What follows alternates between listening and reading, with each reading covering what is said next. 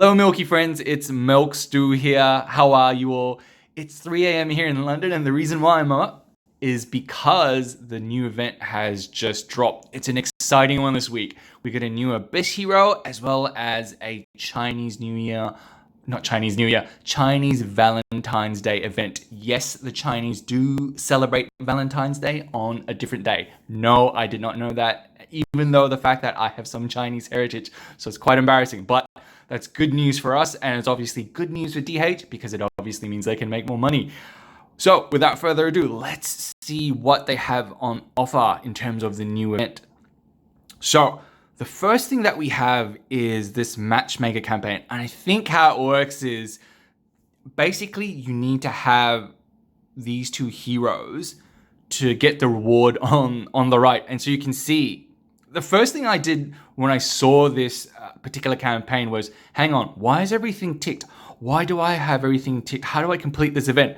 It wasn't until I checked my inbox that I realized that I had already completed the event even without trying. I had all those heroes summoned already or in the bag or I think how it works is it's heroes that you've previously needed to summon.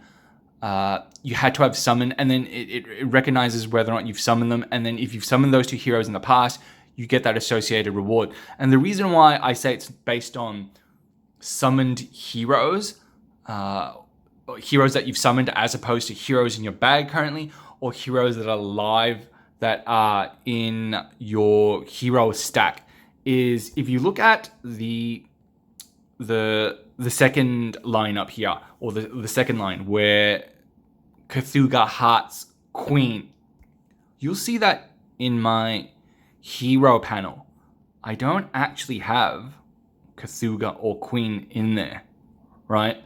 And similarly, if you look at my bag, which is not a big bag of my 5-star heroes, no Cthulhu or Queen, that's when I worked out, okay, Matchmaker, how it basically works, the description is totally rubbish. But basically, if you've summoned these heroes before in the past, you'll get the reward. And so that's, I think, guys, that's a nice freebie on DH's behalf, because here's what I've snagged out. We've got 773 gems right there off the bat, 10 scrolls, 5 orbs, a nice stack of armor, these just orange artifacts, not exclusive orange artifacts. That would have been just way too much, as well as an elite hero shard. So guys, for whales and for long-term players, that's a pretty decent gift from DH. I know everyone complains all the time that, oh, we have to pay for everything.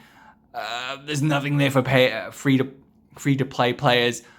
Well, I think they've listened and clearly they've answered with this very nice little reward on Valentine's Day. So, hey, happy Valentine's Day, developers, and thanks for the nice goodies. So the other things that are on here, there's a Dream Wedding, which is if you spend more than $30, you will get the skin for, it looks like there's a new skin for Heart Watcher, as well as you get an Emily copy, which is very generous. So that obviously ties into Cupid's Blessing. So Cupid's Blessing is obviously the special deal, and here this is probably these special deals during the event are the best value deals you can get. You get 2,500 gems, 10 orbs. You get a skin for Oberon. I love a skin for Oberon, which I think is neat, and 40 heroic summon scrolls. I'm still undecided as to whether or not I'm going to scroll during this event. I probably will, because I need the views for my new channel. But I probably won't do all 4 completions. I just don't know anything about the new Abyss hero. So if we go to the new Abyss hero and we bring her up. So it's Nakia. She is an assassin. The assassin class is an interesting one because there aren't actually any good assassins. Sia, who's in Fortress, used to be the best assassin in terms of PvP and PvE, but then she sort of fell out of the meta. In terms of Light and Dark, the only other assassin that I know of is probably Armivore, but good assassins are hard to come by. So there's Sia, there's Armivore, I think Queen's one of them. There just aren't any sort of top tier assassins, assassins that people would I see in lineups that people use. But I have a sneaky suspicion that Nakia is one of them. Like I said, I don't have any copies, so I can't test her and I can't give you the info. And I'm not rich enough to spend heroic summons to get enough copies to get one to a decent level to test and let you know about it. That day will come when I have 50, 60, 70,000 subscribers like Wrath of God does. Right now, I have no subscribers and I'm not asking people for money on Patreon. And I probably never will. This is just a little fun channel, guys. But yeah, I just don't have enough info about Nakia. I'll wait until one of the whales or one of the better players makes an E3 or E5 copy. And then I will see whether or not I do my 400 summons to get Nakia. But yeah, my sneaky suspicion is she'll probably be the best assassin simply because there are no good assassins. And I know a lot of people don't concentrate on assassin tech and guild, so I don't think she'll be a very popular hero in the lineups because assassins just don't really fit into any of the meta right now. She's also an abyss hero, and the rainbow or the half forest and half abyss aura. I forget the name, guys, I'll be honest. You don't really see a lot of that. She may change that, but I seriously doubt it. She has to be seriously OP in order for the rainbow or that half fortress abyss for forest aura lineup comes back in and is strong enough to beat the GVE. Right now, GVE is the must-have aura or certainly lineup. And so it will be interesting to see if she swings things back the other way like Valk did when she was introduced. So that's Nakia. Still on the fence about whether or not I do enough summons. The other thing to keep in mind is the fact that if you look at my heroes bag, I have so many different heroes that I'm trying to build right now that even if I did get enough copies of Nakia, I just don't have enough food. And that's one of the first world problems. I'm going to call it a first world problem because it is a first world problem, is the fact that when you are a whale or even VIP 9, which is where I'm at, which is like, I guess, a child whale, a growing whale, is the fact that you'll always find yourself with enough copies. The thing that constrains your progress as a whale is food. You will never ever find enough food to build all the heroes that you want. Food is the one thing that slows you down in this game. It's not copies, guys. It's genuinely not copies. If I gave you all the copies you ever needed in this game, you'll find that you just don't have enough food to build all the heroes that you want. And so that's what I'm faced with right now. Food is so hard to come by that they can keep releasing these new heroes, but the reality is people can't... I guess people haven't caught on to the fact that there'll always be new heroes released every 2-3 months to obviously keep the refresh in the game fresh. But the reality is you should skip a couple of those, getting those new heroes. One, because you either have to spend a lot to get enough copies to get to a decent level, like an E3 or an E5. But secondly, when you get those copies, you have to keep in mind as to whether or not you have enough food. And I suspect in most times you won't, unless you regress. And regressing, given how painful it is to get food, is not a good idea. I will never regress a hero unless it's really fallen out of the meta. I'm yet to regress any of my heroes. I've kept all my regression stones, so there's that. Now back to the campaigns. So talked about Matchmaker Campaign. We've talked about the Dreamy Wedding, which isn't really a dreamy wedding. I mean, it's a wedding in terms of cost and what you need to spend to get the Emily and the Heartwatcher skin, but we'll leave that aside. There's Cupid's Blessing, which is obviously the package. And then there are the value packages and summon prizes. Let's look at the summon prizes. We don't need to go with the value packages because, guys, standard fanfare, diamonds, scrolls. So summons prizes, again, standard fanfare, you get lots at 200 summons, 300 summons, you get the regression stones, which I just talked about, which are useless. Regression or replacement stones, I should say. And then when you get to 400, you obviously get Nakia. And undecided. If she's OP, I'll go for it. But if she's not, there's just no point. Usually with heroic summons, I stop at 100 because that's the best value.